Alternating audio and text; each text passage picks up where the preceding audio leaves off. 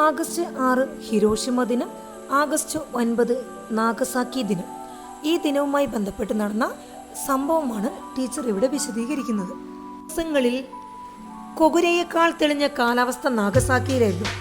America തൊടുത്തുവിട്ട bomb വീണത് അന്നുണ്ടായിരുന്ന ജനതയിൽ മാത്രമല്ല, വരാനിരിക്കുന്ന തലമുറയിൽ കൂടിയായിരുന്നു.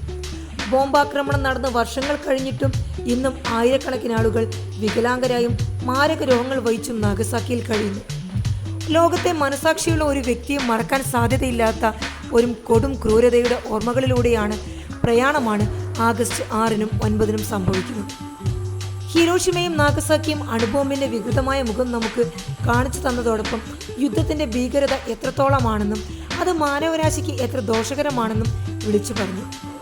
രണ്ടാം ലോകമഹായുദ്ധം അതിന്റെ അന്തിമഘട്ടത്തിൽ എത്തി നിൽക്കെ അമേരിക്ക ഹിരോഷിമയിൽ വിധിച്ച ആ അണുബോംബ് ഇന്ന് എല്ലാവർക്കും ഒരു തീരാ ദുഃഖത്തിന്റെ ഓർമ്മയാണ്. 1941 ഡിസംബർ 7-ന് അമേരിക്കൻ നാവിക സങ്കേതമായ പോൾ ഹാർബറും ബ്രിട്ടീഷ് യുദ്ധക്കപ്പലായ പ്രിൻസ് ഓഫ് വെയിൽസും ജപ്പാൻ ബോംബിട്ട് നശിപ്പിച്ചതിനെ തുടർന്ന് അമേരിക്കയും ബ്രിട്ടനും ജപ്പാനെതിരെ യുദ്ധം പ്രഖ്യാപിച്ചു. 1945 ജൂലൈ 26-ന് അമേരിക്കൻ പ്രസിഡന്റ് ഹാരി എസ് ട്രൂമാനും മറ്റ് സഖ്യനേതാക്കളും പോട്സ്ഡാമിൽ സമ്മേളിച്ച് ജപ്പാനോട് കീഴടങ്ങാൻ ആവശ്യപ്പെട്ടു. പിന്നാലെയായിരുന്നു ലോകം കണ്ട കൊടും ക്രൂരതയുടെ അരങ്ങേറ്റം. 1945 ആഗസ്റ്റ് 6-ാം തീയതി, അന്നൊരു തിങ്കളാഴ്ചയായിരുന്നു. പുലർച്ചെ ശാന്തസമുദ്രത്തിലെ മറിയാന ദ്വീപസമൂഹത്തിലെ ടിനിയൻ ദ്വീപിൽ നിന്ന് എനോളഗെ B-29 എന്ന അമേരിക്കൻ ബോംബർ വിമാനം 1500 മൈലുകൾക്കപ്പുറമുള്ള ജപ്പാനിലെ ഹോൺഷു ദ്വീപ് നഗരമായ ഹിരോഷിമ ലക്ഷ്യമാക്കി പറന്നു. വിമാനത്തിന്റെ ഉൾവശത്ത് 12 സൈനികരും പുറത്ത് ഒരു കൊളുത്തിൽ തൂങ്ങി സർവസംഹാരിയായ ലിറ്റിൽ ബോയ് എന്ന അണുബോംബ്. ഹിരോഷിമയിലെ ജനങ്ങൾ പതിവ് പോലെ തന്നെ തങ്ങളുടെ ജോലികൾക്ക് പുറപ്പെടുന്ന തിരക്കിലായിരുന്നു. യുദ്ധസമയമായതിനാൽ തന്നെ വ്യോമാക്രമണ ഭീഷണിയുടെ സൈറൻ മുഴങ്ങിയതിനാൽ പലരും ഓടി ട്രെഞ്ചുകളിൽ കയറി ഒളിച്ചു. വിമാനം ഹിരോഷിമ നഗരത്തിന് മുകളിലെത്തിയ സമയം pilot brigadier general Paul Warfield Tibbets junior little ബോയിയെ വേർപെടുത്തി. ഹിരോഷിമ നഗരത്തിലെത്തിയ ടി ബ്രിഡ്ജായിരുന്നു ലക്ഷ്യം വെച്ചതെങ്കിലും അവിടെ നിന്നും 800 അടി മാറിയാണ് ബോംബ് പതിച്ചത്.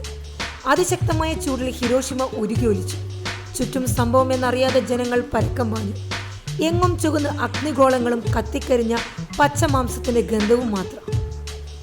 ആകാശം മുട്ടെ ഉയർന്നു പൊങ്ങിയ കൂൺമേഘങ്ങൾ, നിസ്സഹരായ മനുഷ്യരുടെ കൂട്ട നിലവിളികളും ആർത്തനാദങ്ങളും, മനുഷ്യന്റെയും മൃഗങ്ങളുടെയും മൃതശരീരങ്ങൾ, ശരീരമാസകരം പൊള്ളലേറ്റ് വികൃതമായ മനുഷ്യരൂപങ്ങൾ എന്നീ കാഴ്ചകൾ മാത്രം അവശേഷിച്ചു.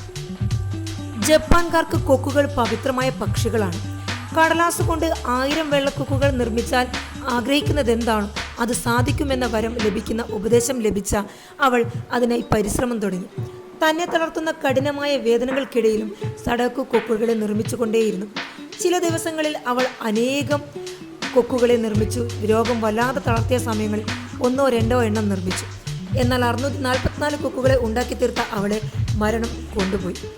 രോഗാവസ്ഥയിലും ആത്മവിശ്വാസവും പ്രതീക്ഷയും കൈവിടാതിരുന്ന അവൾ പക്ഷേ മരണത്തിന് മുമ്പിൽ കീഴടങ്ങി.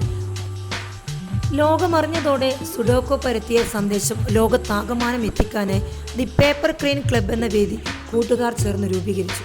അവളുടെ ഓർമ്മയ്ക്കായി സ്വർണ്ണക്കുക്കുമായി നിൽക്കുന്ന പ്രതിമ ഹിരോഷിമ സമാധാന പാർക്കിൽ സ്ഥാപിച്ചു. അവിടെ ഇങ്ങനെ ആലേഖനം ചെയ്തിരിക്കുന്നു: this is our cry, this is our prayer, peace in the world. ലോക സമാധാനത്തിനായി ആഹ്വാനം ചെയ്യുന്ന ഈ സന്ദേശമായിരുന്ന ആ കൊച്ചു പെൺകുട്ടി തൻ്റെ ജീവിതത്തിലൂടെ പകർന്നു നൽകിയത്. സഡാക്കോവിനെയും അവളുടെ പോരാട്ടങ്ങളെയും അനുസ്മരിച്ച് സമാധാന സന്ദേശങ്ങൾ ഉയർത്തി സ്മാരകത്തിൽ കടലാസ കൊക്കുകളുണ്ടാക്കി മാലയാക്കി പശ്ചാത്തലത്തിലുള്ള ചുവരുകളിൽ തൂക്കാറുണ്ട്.